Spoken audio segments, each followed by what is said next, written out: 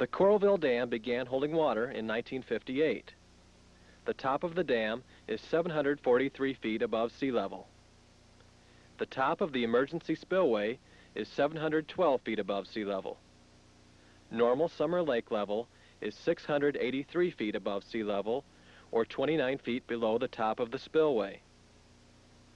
This tremendous water storage capacity has spared areas downstream from the dam serious flooding on numerous occasions.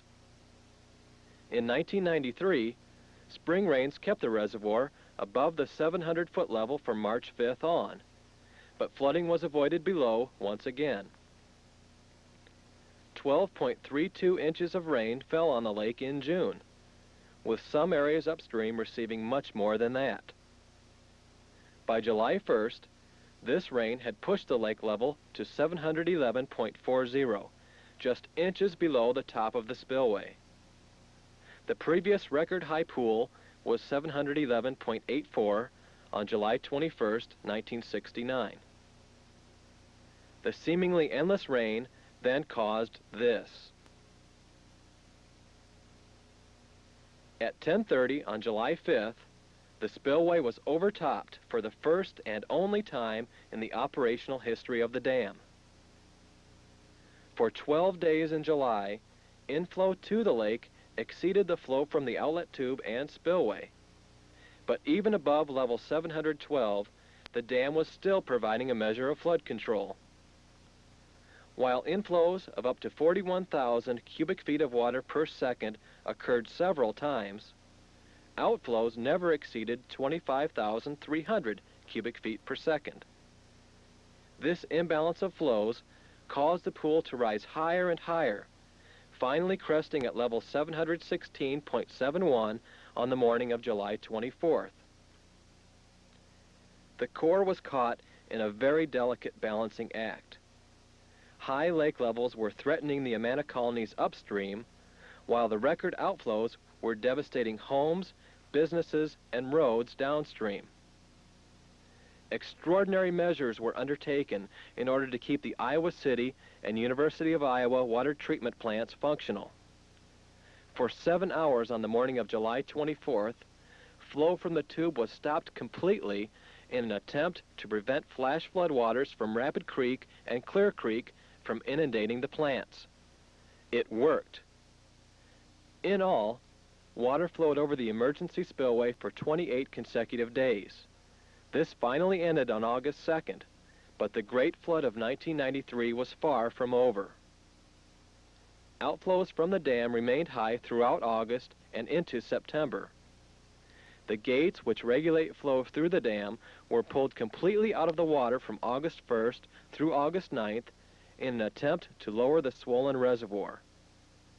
The Corps reduced outflows for the next 7 days to help minimize continuing flooding by area streams. On August 18th, the gates were raised again and were not lowered until the pool was below the 700-foot level on September 11th. The 35-year-old dam was inspected daily by Corps staff and remained structurally sound throughout the crisis. The destructive power of the flood is most evident immediately below the dam, as Park Manager John Castle explains. The damage you see behind me is a result of the water flowing over the emergency spillway. The water was about 5 feet deep going over the top of the spillway, and as you can see, had an awful lot of force to be able to do this much damage. Prior to the flows over the spillway, the area was a flat, level campground. Primarily was the use of this area. This flood made history, but it also helped reveal some ancient history to us. What used to be the lower Cottonwood campground below the spillway was turned into a window on the past, allowing us to glimpse what this land was like almost 400 million years ago. Fossilized animal remains in the exposed limestone bedrock tell us that our state was once covered by a shallow tropical ocean, complete with sharks and coral reefs. The public is invited to view and enjoy this unique site. Damage caused by the persistent, record-setting high water was far-reaching and severe. In some way, all Iowans were affected. The hard-learned lessons of the summer of 1993 will never be forgotten.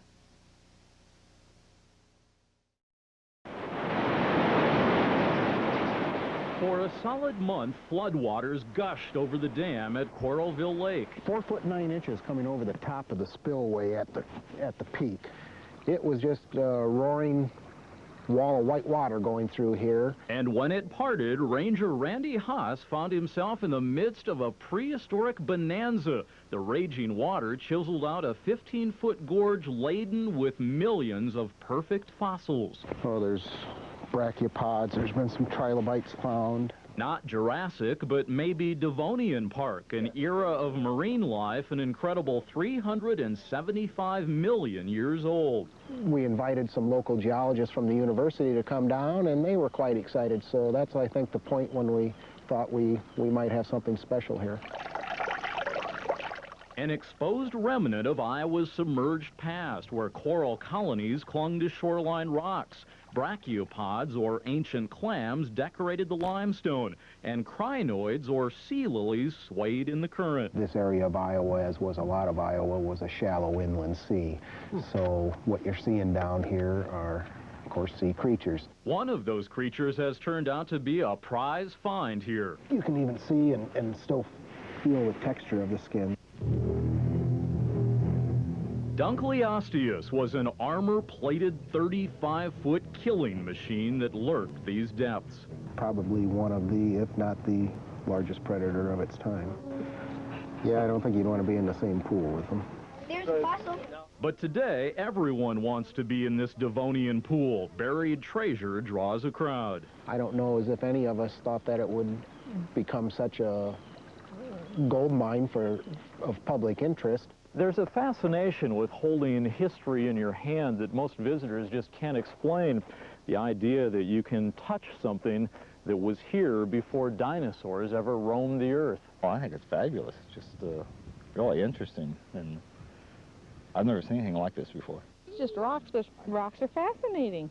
Gibb and Dolores Reynolds and son Scott from Chicago just had to stop by for a look, like beachcombers 375 million years after high tide. This, the earth uncovered from, so look at the height of where the actual earth itself was, the dirt. And all this has been laying underneath here, and who knows if anybody's seen it before. The numbers are kind of flabbergasting, actually. Our best guesstimate now is that we've had well over 100,000 people. Though hard as rock, this fossil find has already suffered some unintentional damage from souvenir seekers, and work will soon begin to preserve Iowa's geologic past for the future. Matt Hamill, News Channel 8, Coralville Lake.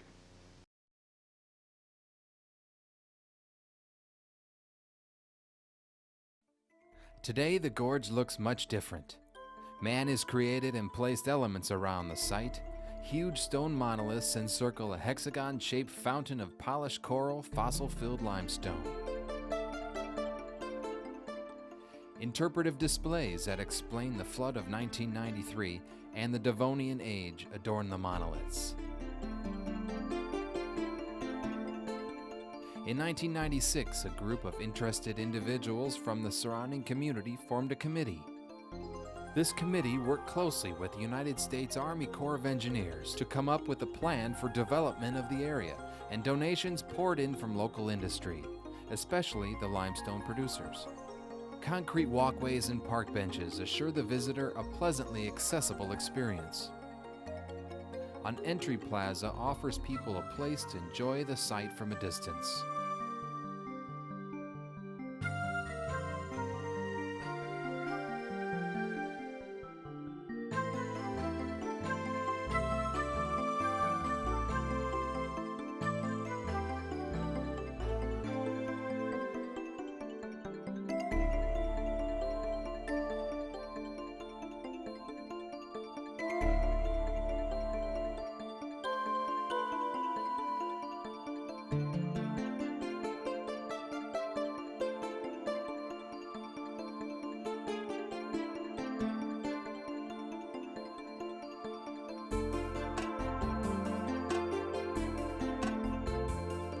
Within the gorge, nature has been performing its own special ritual of healing therapy, while at the same time creating a more rugged terrain.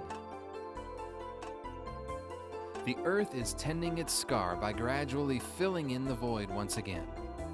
The age-old processes of soil formation, erosion, and weathering are taking place, producing sections of fractured and loose chunks of limestone and pockets of vegetative growth.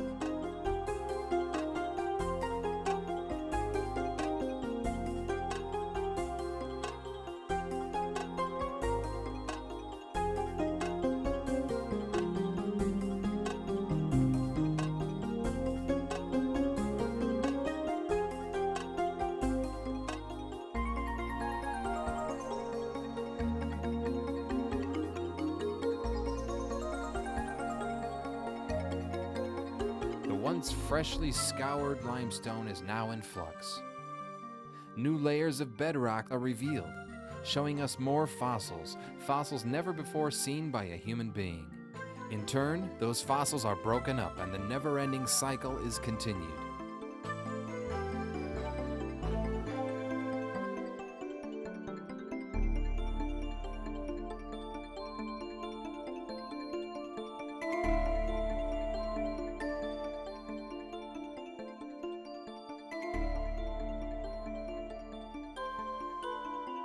We invite you to personally visit the Devonian Fossil Gorge. It is a rare and marvelous opportunity to see prehistory firsthand and at the same time witness current Earth history still in the making.